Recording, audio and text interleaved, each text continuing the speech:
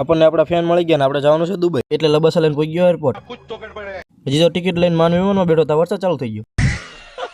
Finally વરસાદ બંધ થઈ ગયો, ફટાફટ ઉડાડ્યું વિમાન. બેઠા બેઠા મજા નથી આવતી તો પાયલટના કેબિનમાં ઓટો માર્યો.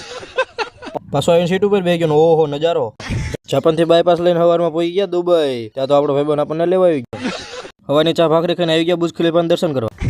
હબીબી ભાઈબંધ એટલો લખણ કરતો ટેણી આઈસ્ક્રીમ ખાતો એન્જોય વન માર્યો. એમાં મેં ક્યાં તારું કઈ લઈ લીધું. સવારમાં બધા લખણ ખોટા ભાઈબંધ ભેગા થઈ ગયા, નીકળી ગયા દુબઈ બાજુ. અહીંયા ગાડી નહીં રેલી.